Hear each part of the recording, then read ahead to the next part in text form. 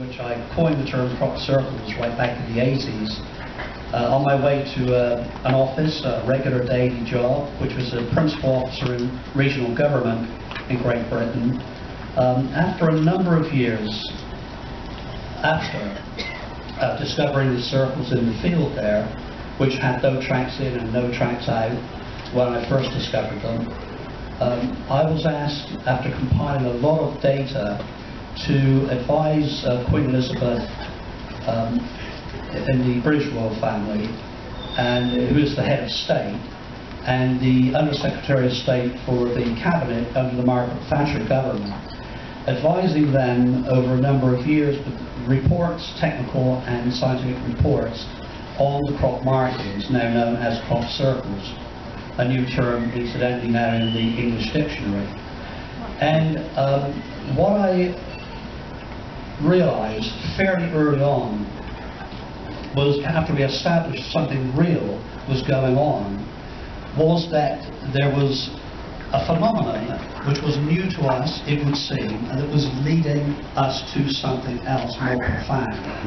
We were able to understand, decipher, a number of the more significant patterns that the simple circles evolved into.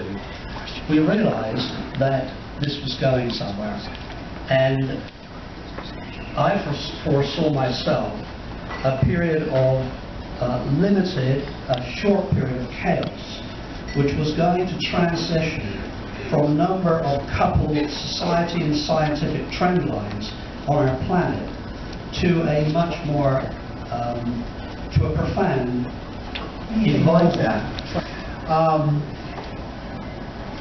If you were God, for example, and you had the thought, I'm God, what kind of God? What exactly would life be like for you? Well, first of all, let's pretend that you are God. Right now, sitting in your chair, you're God. You're actually the God Almighty, okay? Now, the first thing you would probably do is, you would think, I recognize and say, I'm God, oh wow, oh wow. But then you would realize, well, you know, if I'm God, I'm all one. And if I'm all one, I'm everything there is. And if I'm everything there is, then anybody that I happen to meet is also me. And after a while you begin to think, well, maybe everybody's me, and I'm everywhere, and that might get a little boring after a while. So you might think about creating cruise ships where maybe you can gamble, or do something where you don't know what's going to happen next. And finally you figure out that the best thing you can do is to not know yourself that you are really God. To kind of put up some kind of screen in front of your face in which you say, oh, I'm not God, I'm Fred Allen Wolf, I'm Joe Smith, I'm this guy, I'm that guy, I'm so far, I'm too fat, I'm too thin, I'm too this, I'm too that, and then I'm going to die. So you might go through all this kind of drama, and you might then be thinking that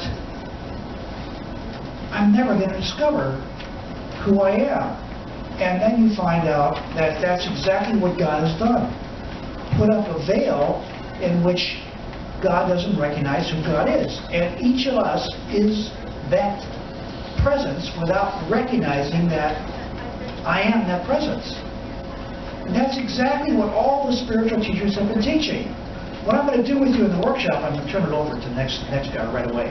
What I'm going to do with you in the workshop is I'm going to explain a little bit about how quantum physics has brought me to this kind of position, and show you that you can do certain things with your mind which will get you closer to that kind of realization of what I just said. So that's what's going to happen. I welcome you. It's going to blow your minds a little bit. I hope you don't mind that. Mis antepasados han estado investigando muchísimos siglos acerca del tiempo y acerca de la vida en la tierra. My ancestors for many centuries have been investigating time and life on the earth. Y eso me motiva para dar a conocer cuál es el verdadero sentido de este final de era y cuál es el principio para la humanidad, no solo para los mayas. And this has been my motivation for trying to understand what this really means, coming to this end of an era and the beginning of the next one. Tengo dos presentaciones, uno, la nueva era para la humanidad, y en la otra, la cultura maya en este evento. I have two different presentations that I'm giving. One is on specifically about the 2012 date, and another is much more focused on Maya culture.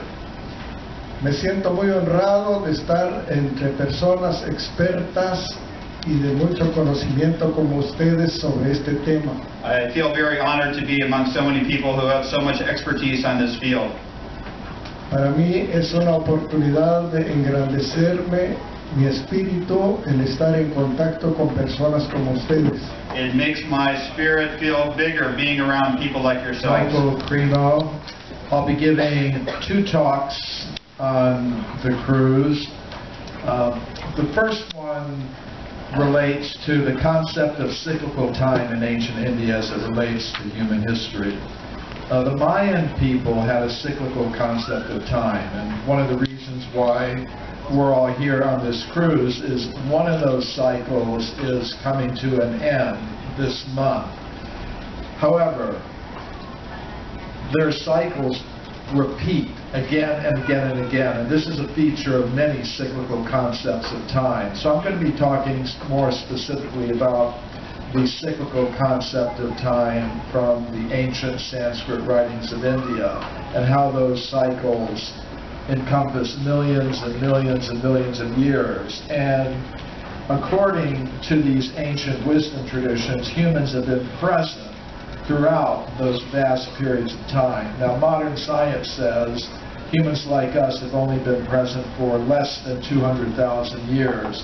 So I'm going to be reviewing some of the evidence for extreme human antiquity that I've documented in books of mine, like Forbidden Archaeology. Some people call it forbidding archaeology because it's kind of too heavy to pick up. But I'll be reviewing some of the evidence. And I'll also be talking about an alternative concept of human origins.